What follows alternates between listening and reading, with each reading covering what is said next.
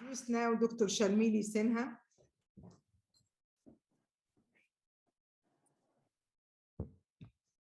Yes, once again, salute for India and Egypt this warm night and very nice night.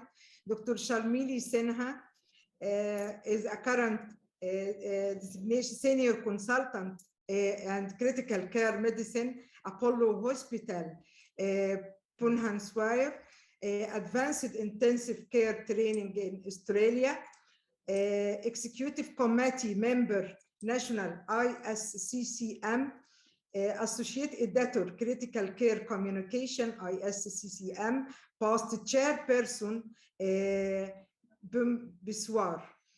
Other highlights around 70 guest lecture and 16 publication in index journals and book chapters presented at international level at Critical Care Congress 2016 and Brussels Meet FICCM 2017. Area of experience is NeuroCritical care, Polytrauma, Sepsis, ventilation, infection control, and nutrition. Yes, Dr. Shramili Sinha, please. Thank you, dear Dr. Professor Safa, for your kind words of introductions, and my heartfelt thanks to Dr. Sand and Team Mega and Egyptian Society of Anesthesiology for conducting this excellent session on very important and practically relevant topics. So with all my speakers have narrated quite in detail about the coagulation process and the perioperative management, cardiac surgery. So I believe my job is easier now. I am to speak on the critical care and anticoagulation.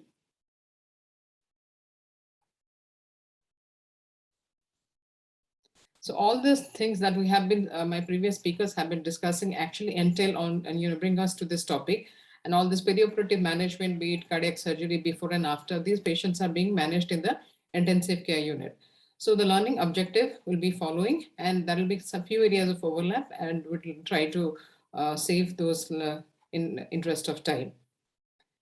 So these types of anticoagulants, it have been discussed in detail. Just one fact I would like to highlight is that among all these categories, one of the differences is heparin acts only on the circulating thrombin, right? And direct thrombin inhibitors actually act both on the circulating and the thrombin bound on the clots. So these are more effective anticoagulants.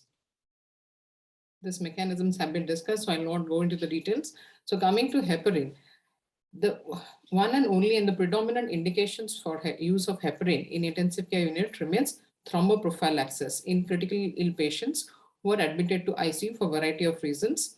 And then comes therapeutic anticoagulation when the case arises. We'll look at the risk categories for this venous thromboembolic events for these patients. Now coming to a very common thing about this dosing of unfractionated heparin, it is usually 5,000 units, either most commonly used is twice daily, or some cases it is 3 times a day, and used in the subcutaneous route. Low molecular heparin, various doses and preparations are available. Most commonly that we use are 40 and 80, 60 milligrams. But in the COVID pandemic also, we have seen varying strengths like 20 milligrams, and now 80 milligram doses are also available. Now, regarding the therapeutic uses of anticoagulation, we'll not go into the details. I'll just roughly mention about the doses. It is usually at a dose of around 18 units per kg, given as an IV bolus and followed by infusions. And we usually titrate the activated thromboplastin time, and the target being around 50 to 80 seconds. For this, actually, we usually advocate to conduct the APTT test, usually 4 to or 6 to 8 hourly. Now, remember, these patients who is on heparin infusions, it is difficult to prick these patients repeatedly to collect the samples. So it is highly advisable that if as possible, these patients have either a central venous catheter or an arterial line in place, so that sampling is easier by the nursing staff which is at the bedside, instead of giving the risk of repeated pricks and causing hematomas in these patients. Now, how heparin is monitored?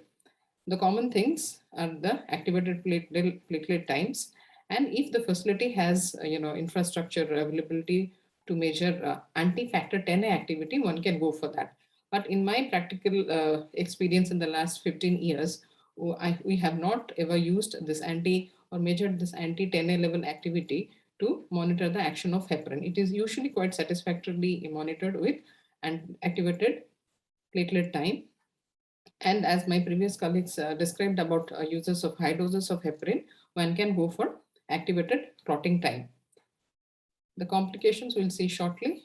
Now, as I mentioned, this the first and foremost indication for use of heparin in intensive care unit is about venous thromboprophylaxis to prevent deep vein thrombosis or venous thromboembolic events.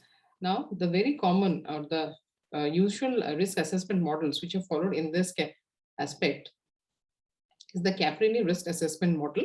I find it quite easy and comprehensive to follow. So you see, it encompasses both medical and surgical patients. These patients who get 1 point the list is long and they're low risk category of patients. Now, patients who get 2 points are usually elderly. They would have either arthroscopic surgery, major open abdominal surgeries, laparoscopic surgeries. Cancer is a very high risk factor for predisposing to hypercoagulable states.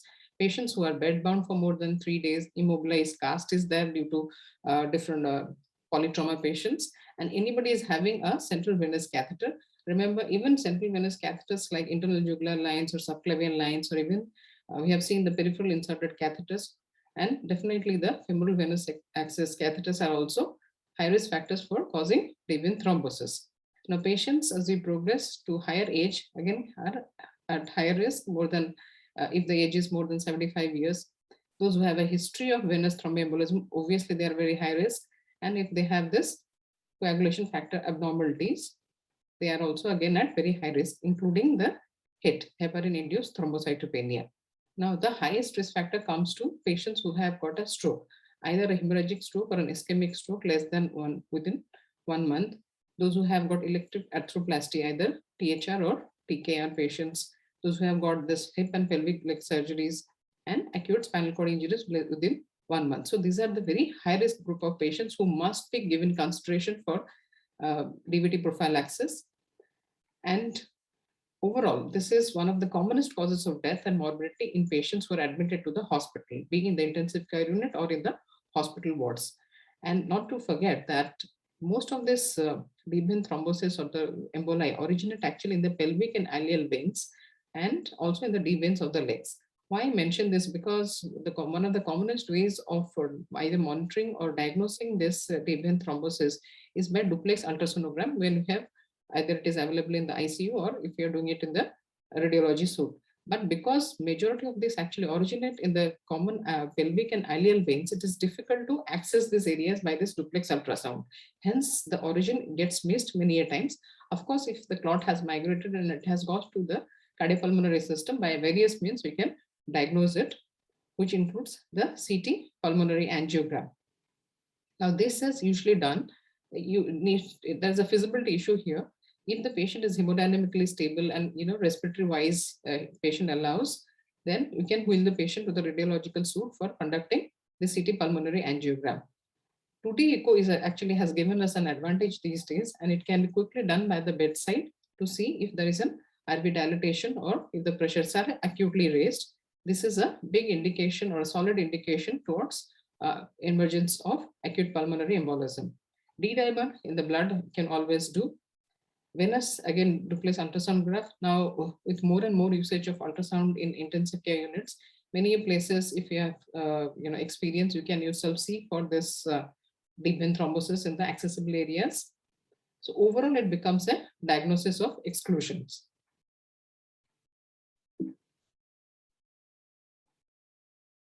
Now, coming to another risk assessment model for patients, mostly patients who are undergoing surgery. This is a Rogers score, and they have actually looked at in more detail about patients who undergo different kinds of surgeries. That includes the major ones, like those who have got cardiothoracic surgeries or thoracoabdominal aneurysms, because the incision is very long, and these usually are prolonged surgeries, and a lot of blood products are transfused in these cases. Patients are immobilized for longer period of times, and usually the comorbid factors are also high. So these patients are at the high risk. Patients who have got ASS score high also are come under high risk category of patients.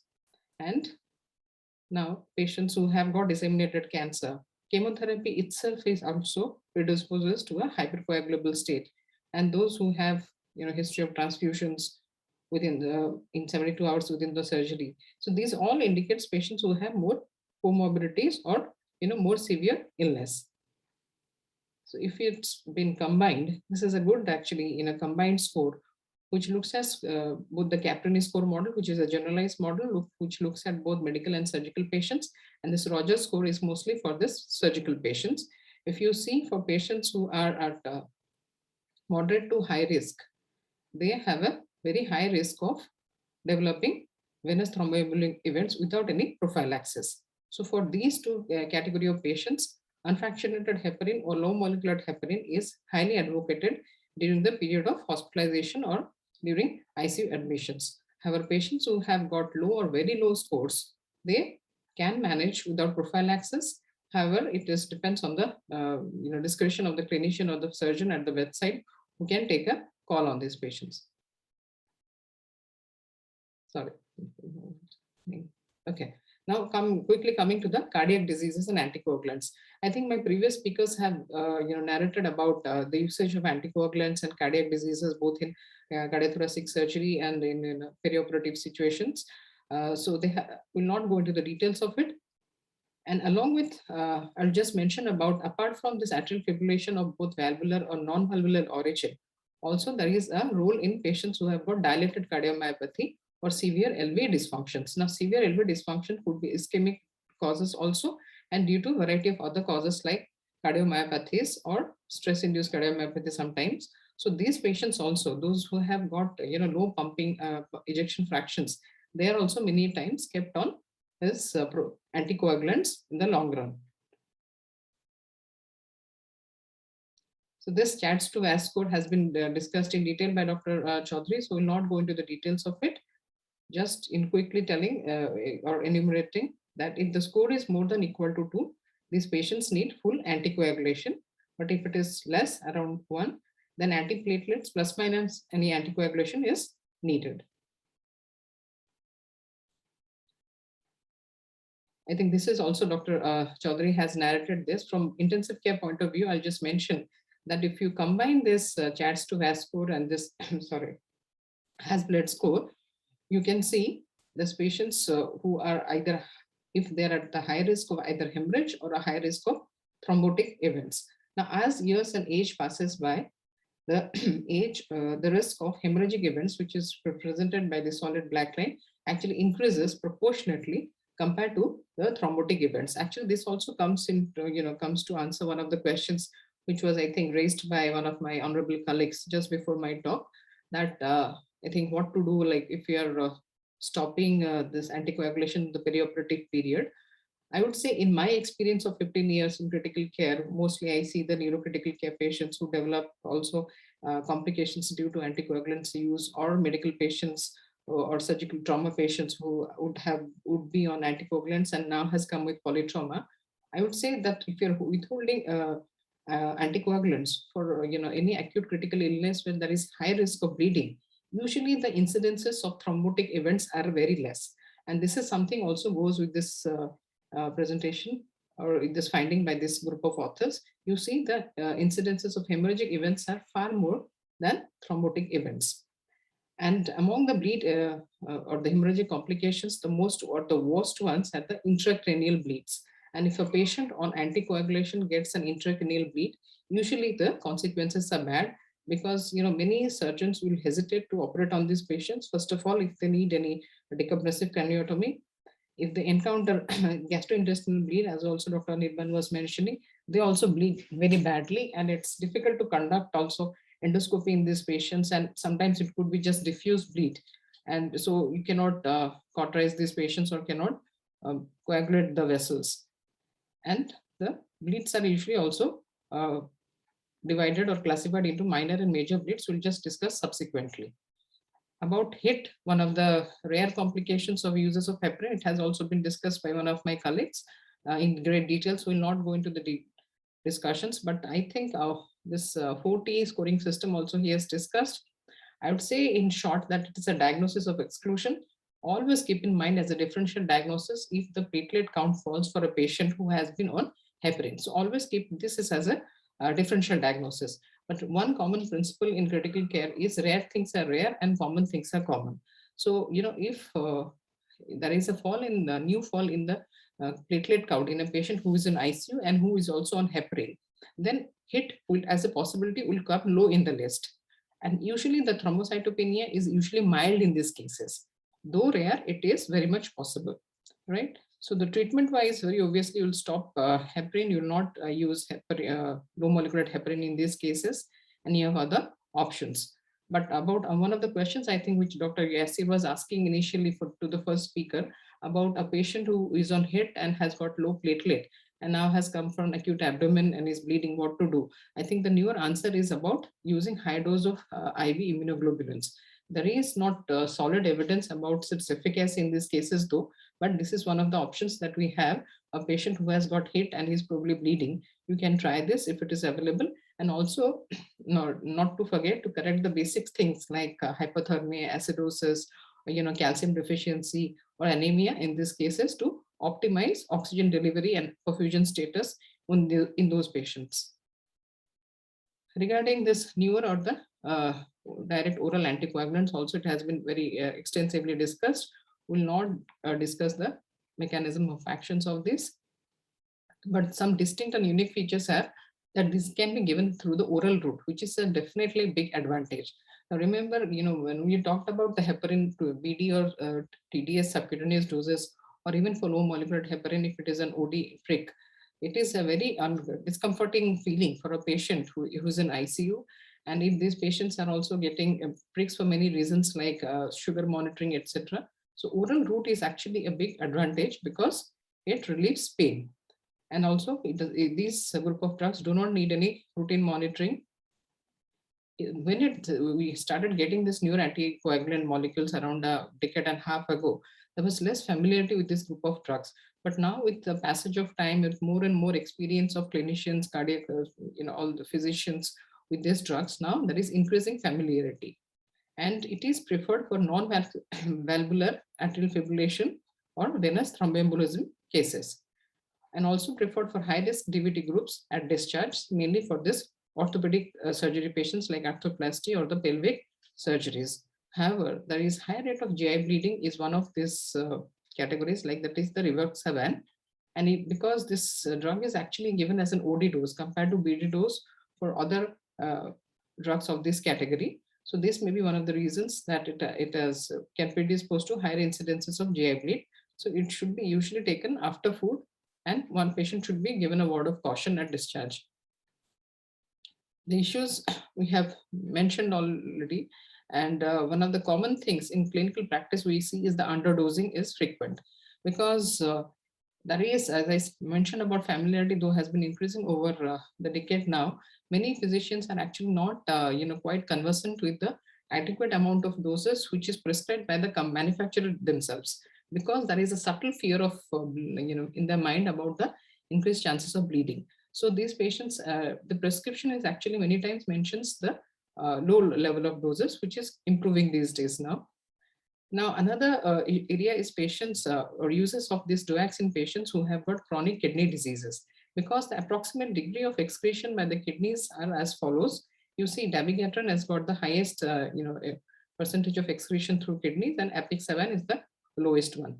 However, having said that, because of the convenience and the points in favor of uses of these DOACs or NOACs, there was a systematic review. Meta-analysis was published in 2019, and it did looked at numerous trials, and the conclusion was very encouraging that NOACs are safe in mild to moderate renal diseases. However, in patients with advanced kidney diseases with creatinine clearance less than equal to 30 mL per minute, there is insufficient evidence, hence it could be avoided in this group of patients.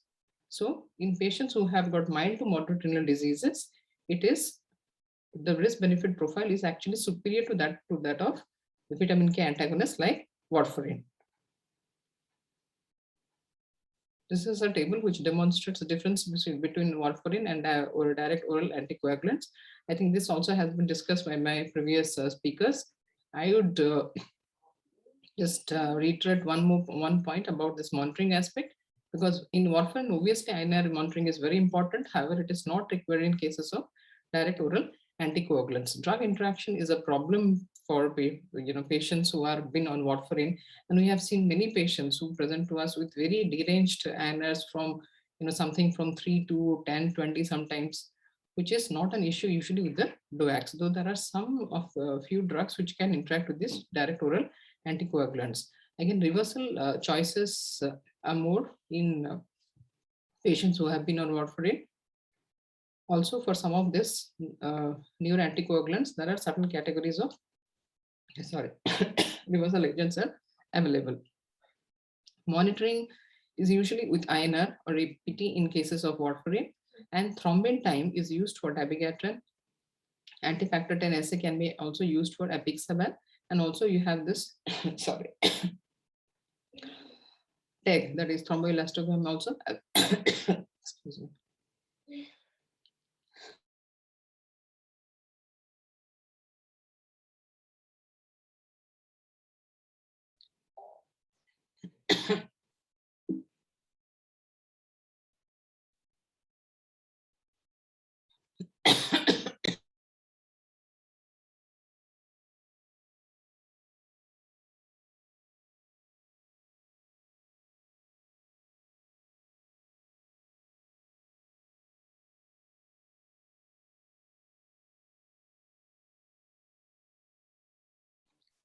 I'm sorry, actually I have an irritant cough going on. So regarding the advantages of DOACs over warfarin or vitamin K antagonist, overall they have a less bleeding risk. There is a possible low risk of fractures, less need of lab monitoring, and better pharmacokinetics. So this meta-analysis actually looked at this comparison, and they found that it is associated with a low rate of fatal bleeding, case fatality rate of major bleeding, and cardiovascular mortality and all-cause mortality compared to the vitamin K antagonists. However, warfarin has got its distinct indications, mainly in patients with mechanical prosthetic heart valves, in patients who have got CKD with a creatinine clearance less than 30, patients who have got severe hepatic diseases and very high hypercoagulable states like those with antiphospholipid syndromes or sorry, those who have got gastric bypass surgeries, because absorption of these drugs becomes an issue in patients who undergo gastric bypass surgeries. So these are the doses. I think this has also been discussed. In cases of bleeding due to the anticoagulants, Dr. Anirban Chaudhary actually did discuss the management of bleeding due to anticoagulants. However, they are majorly divided into two categories, either major or minor categories. Some bleeding is called major when there is hemodynamic instability is associated with it, somebody requiring more than 2 units of blood transfusions as a response to this DOAC related bleeding, or when there is a fall of hemoglobin by more than 2 g%, or somebody requiring massive transfusions. However, small amount of bleeding in a critical anatomical site like intracranial space or retroperitoneal area or intraocular bleed, intraarticular or intramuscular bleed will also be considered a major category. What it means is that we have to consider reversal of these anticoagulants in these cases of bleedings. Minor bleedings are more common, like oral, mucosal, or hematuria also many times happens in patients who have got indwelling catheters, and many times actually it is precipitated by a trauma like pull, or that could be nasal epistaxis also. Of course, we have to stop the anticoagulants, resuscitate these patients based on the general principles of resuscitation in intensive care unit. We have to address the basic causes like hypothermia, acidosis, and other abnormalities like if we have a low platelets. And for majority of these DOACs, action is presumed to be over after 2 to 3 days, whereby at least 5 half-lives would have been elapsed. I think that was also projected by one of my previous colleagues. So if DOAC or NOAC has been stopped for at least 2 to 3 days, 5 half-lives would have elapsed. Hence, one can safely presume that action of these anticoagulants is also over for this category of patients. Reversal of anticoagulants, I think it has been discussed. sorry. About bridging also, it has been discussed in depth, and I'll just mention about the clinical, some of my clinical experiences. Mostly in critical care units for patients, when we are planning for tracheostomy for a patient who has got head injury or got a stroke, we're planning tracheostomy, we do withhold this anticoagulants, and but not routinely for central lines, because a patient, if they are anticoagulants or even on IV infusion, sometimes you can take the help of the ultrasound to look at the vessels, and a single prick under visualization actually is not dangerous. So these did not be stopped for this purpose. Reinitiation after stopping is all very important, especially for patients who have got high risk of thromboembolism in the post-operative period. Also, this has been discussed by Dr. Ariban Home Chaudhary. I would like to just emphasize about few particular cases like high risk patients of ICH, patients who have got intracranial bleed. Many times there is a hesitation to start anticoagulation thereafter, and but there is a wide variation in practice. We have seen some cases as early as 72 hours to even 2 weeks. But however, if there is a high risk of thrombosis is there and you are stopping the anticoagulants for whatever reasons, it is worth considering putting an IVC filter in this category of patients. Reinitiation, again, I think Dr. Anirban has discussed this in depth. Only in patients who have got very high thrombotic risk, we have to subtly seriously consider restarting this anticoagulants as soon as possible. And as the end of the day, it is the clinician's judgment which stands superior to all the guidelines and recommendations, because you have a patient, real patient in front of you, patient with his history and his clinical behavior. So all this evidence whatsoever is available has to be amalgamated and applied to the patient. These guidelines or the scores are just guides or indicators. Discuss this. In certain system-specific diseases like chronic liver diseases, actually, there many times it is a dilemma that patients who have got chronic liver disease or acute and chronic liver diseases, and they present to ICUs with different complications like either sepsis or acute kidney injuries or pneumonias, INR is usually found to be elevated. But remember that even though INR is elevated in these cases, it's a blood report, and actually these cases are, these patients with chronic liver diseases are having more prothrombotic state as well, because it is not only the production or synthesis of anticoagulation factors are or the coagulation factors are diminished, also there is diminution of this procoagulant factors or the anticoagulating factors are equally affected. So these patients are actually deceptively more prothrombotic, because many a times if you see, they would have thrombus in the splanchnic circulations, either in this hepatic veins or in this portal vein circulations, whereby it actually augments the scenario of portal hypertension. So high PT or INR does not always indicate high bleeding risk in CLD patients, and there are hepatic pathways for some of this clearance involved in the clearances of direct oral anticoagulants. Regarding kidney diseases, we have already discussed. For monitoring, these are the options we have, and TEG in the best of centers is always helpful if you have. This has been already discussed by one of my previous speakers. And many a times, or in difficult patients where it is difficult to pinpoint which part of the coagulation cascade has to be intervened, we do take help of this TEG, and more so in patients who undergo cardiac surgery or percutaneous interventions in the cath lab. Regarding another distinct category of patients about this cancer-associated thrombosis. Now, in short, heparin has got proven superior efficacy in prevention of thrombosis and less bleeding compared to the NOACs. But now the NOACs, with greater familiarity and greater understanding of their pharmacokinetics and biology, there is more emerging evidence that when used properly in the proper doses and in the the right category of patients, they are also having equal efficacy at least.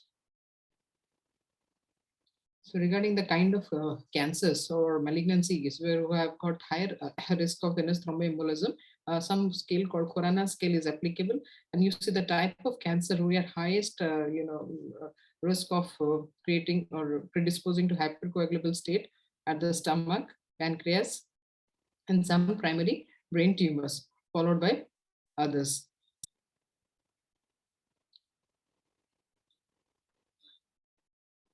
Now, regarding, as we said, mentioned that there is now emerging evidence in favor of use of this DOACs in patients with cancer. These are 4 major studies in the last 2 years have come up, which support the role of DOACs in patients with malignancies compared to unfractionated or low molecular heparin. This is a Hoskai cancer VTA study, Select Day study, ADAM VTA study, and the last one. They all have compared this DOAC compared with dalteparin in patients, and they have found comparable results between, like, DOACs have been found comparable with low molecular heparin in prevention of thrombosis at the end of 3 to 6 months. Also, no mortality difference at the end of 3 to 6 months. However, in some cases, there were some major bleeds were found with the usage of DOACs. The other major area which we have not, sorry, we have witnessed in the last 2 years of this pandemic is COVID-associated thrombosis, which also has been uniformly termed as thrombo-inflammation. This coagulation cascade most we have all familiar with, and now this immense or the profound inflammation which is created by this SARS-CoV-2 virus, it definitely triggers this coagulation cascade, and it gives rise to various diffuse thrombotic phenomenon. It affects from all parts of the body, starting from head to toe. The first evidence in its indicating towards it came from Wuhan, where this virus started. Actually, they found higher level of D dimers in patients in patients who were affected with this illness, and there were huge difference. You see the red one indicates non-survivors compared to the survivors who had a very low level of D dimers. So from there, actually, it started pointed that probably thrombosis is one of the predominant mechanism pathophysiology in these patients. And thereafter, studies flew in. You see almost this 8 studies from different parts of the world. They have pointed out very high incidences of venous thromboembolism as high as 69% in one series from France, and mostly have been above 20%. Now this is, to compare for one group of authors from 2013, non-COVID cases, you see the incidence was from less than 20% if you take an average, but the incidences were very high in patients series who had COVID-19 infections. So a lot of societies have and countries have formulated their guidelines, and this is one of the summative ones from the International Society on Thrombosis and Hemostasis, which says to or recommends to assess the risk of venous thromboembolism in all patients who are admitted to hospital, and prevention should be given to all high-risk patients according to international guidance on thromboprophylaxis in medical patients. Thereby meaning that as we are considering all other patients according to the Caprini model, all patients who are being admitted to the hospital and ICU, they should be assessed for the risk. Consider the possibility of pulmonary thromboembolism in patients sorry, with sudden onset of oxygenation deterioration or develop respiratory distress, and consider switching to low molecular heparin for patients who are on DOACs or vitamin K antagonist. Abnormal coagulation results do not require correction in patients who are not bleeding, because I remember we have to treat the patient and not the reports. And for patients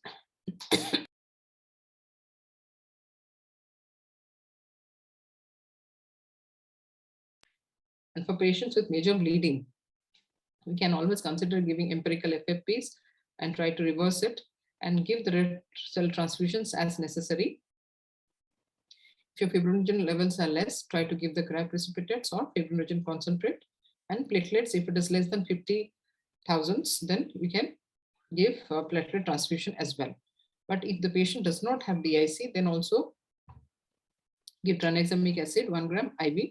But in COVID-associated DIC, one should not use tranexamic acid.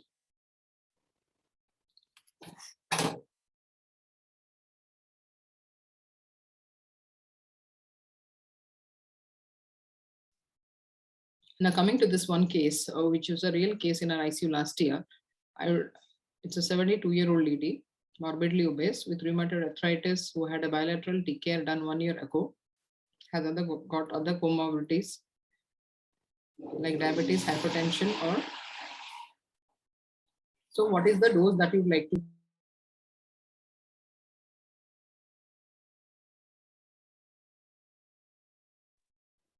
So please choose one answer of these following 4 choices.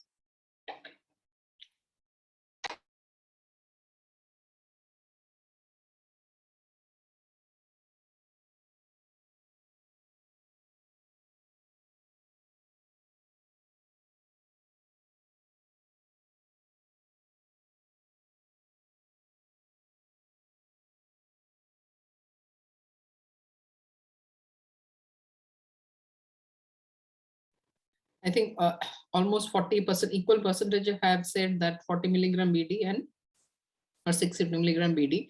So there is nothing right and wrong in this answer. We did give higher dose to this lady because she was morbidly obese. We gave around 40 milligram BD to this lady. But now let's look at the evidence which emerged later on. Sorry, excuse me for this cough actually. So now I have another case which was also a real case in the ICU. Yeah, please end poll for the first case. We go to the second case.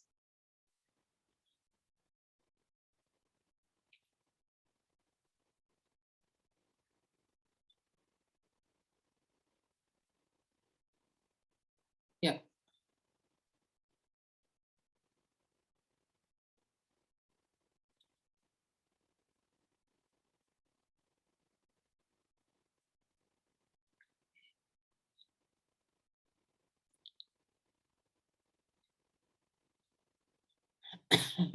Sorry.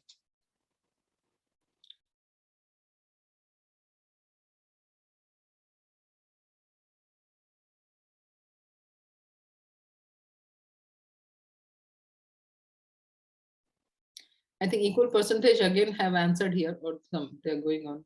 Okay.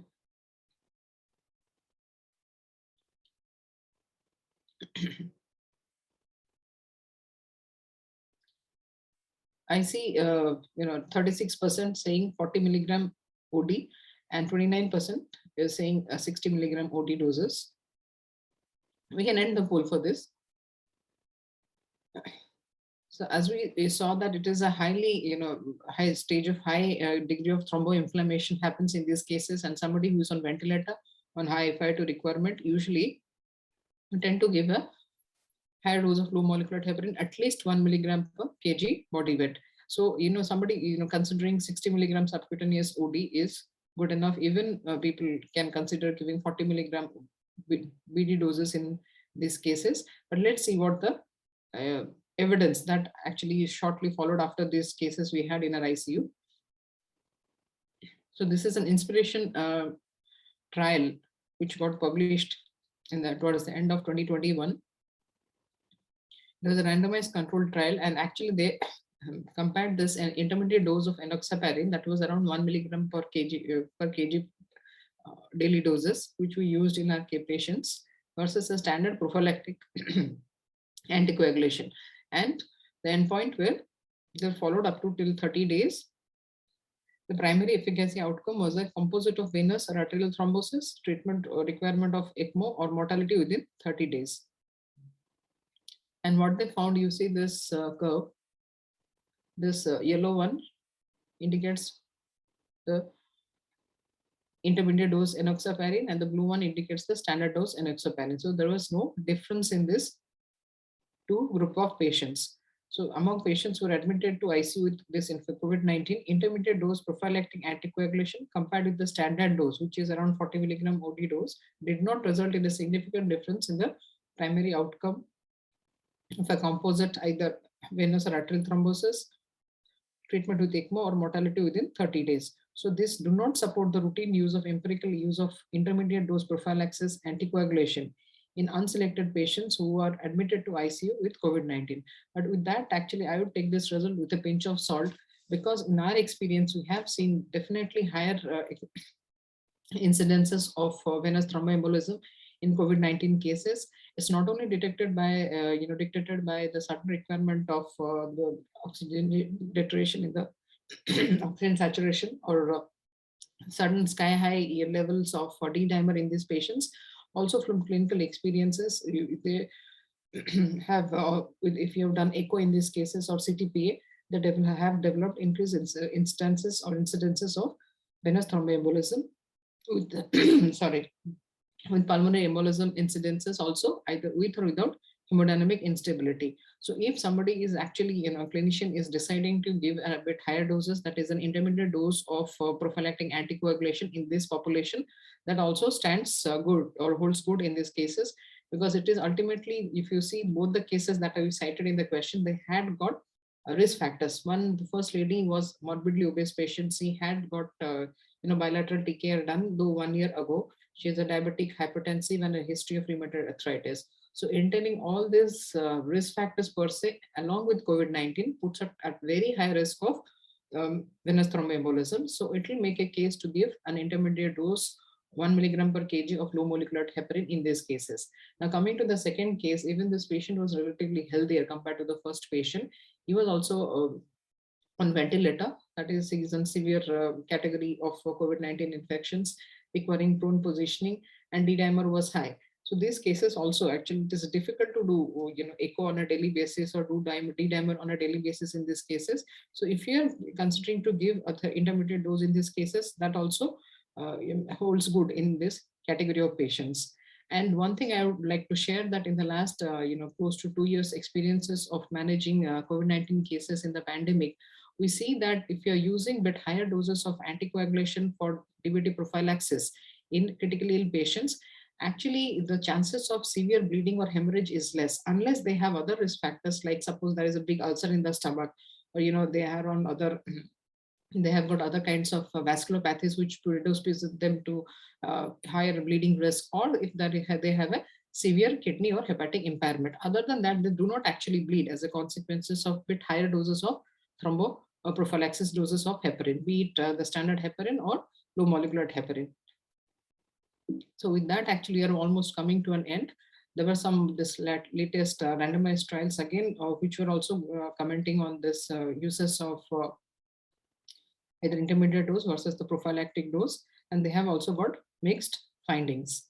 So how to approach a case of thrombosis with COVID-19? We are still going through probably the last wave of COVID-19. You still need to keep in mind that we have to ensure that all patients are risk assessed for venous thromboembolism as well as for bleeding risk, and ensure those at risk receive appropriate thromboprophylaxis adjusted for weight and renal function. Have a high index of clinical suspicions for this venous thromboembolism, but avoid routine using or screening for DVT, and avoid inappropriate blood test, because we ultimately treat the patient and not the reports. Suppose a patient is doing well, is just on diminishing requirement of oxygen, but the D-dimer remains high. So you do not have to treat the report, we have to treat the patient.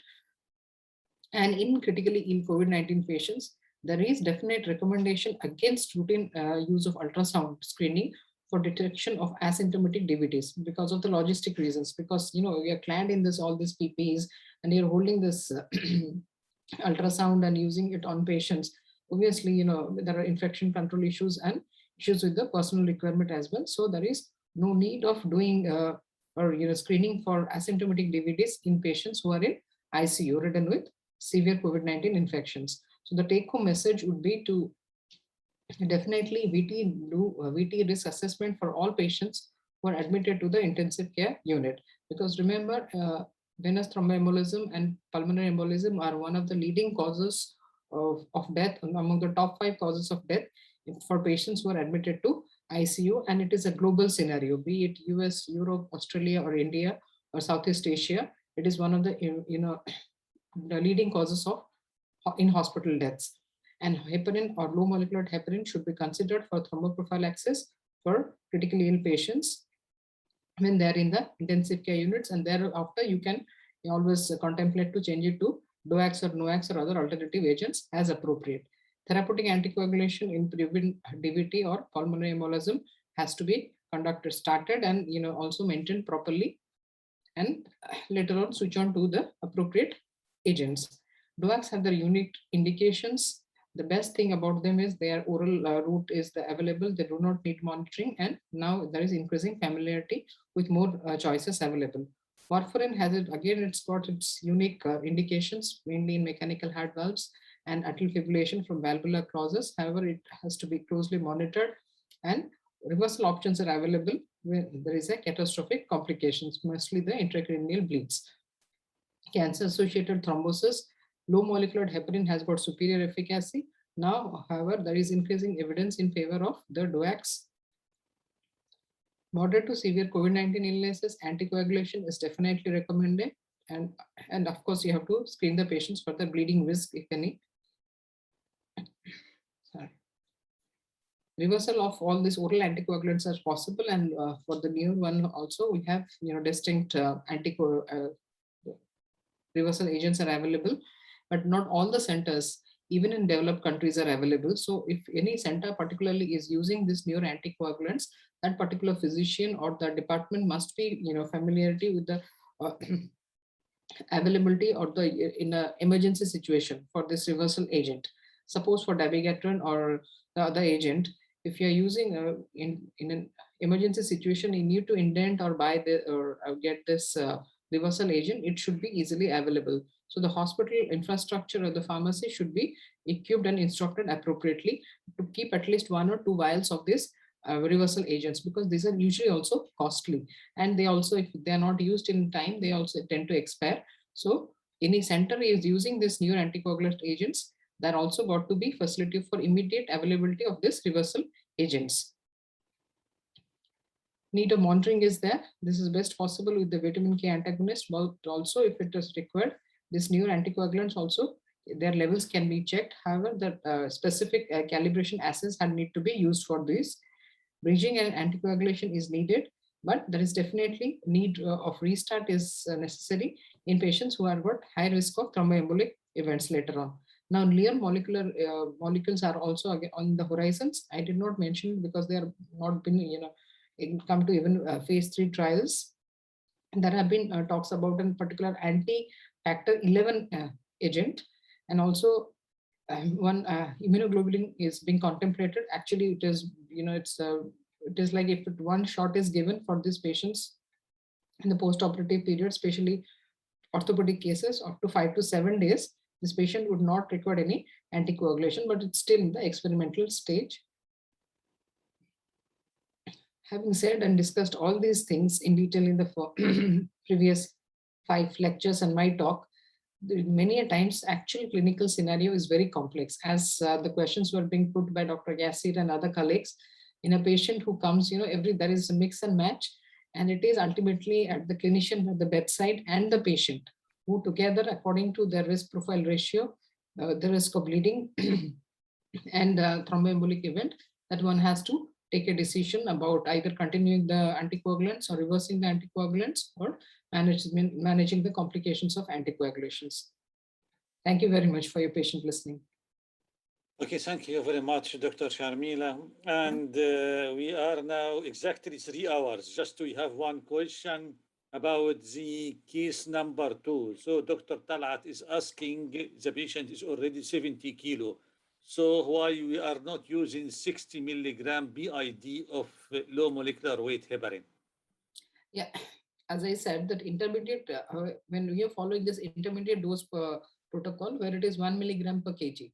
So for 60 kg patients, you can think of giving a 60 milligram. If you're going by the ideal body weight, you can give 60 milligram BD, or you can give 40 milligram BD doses. But 60 milligram BD for these patients will be a little higher.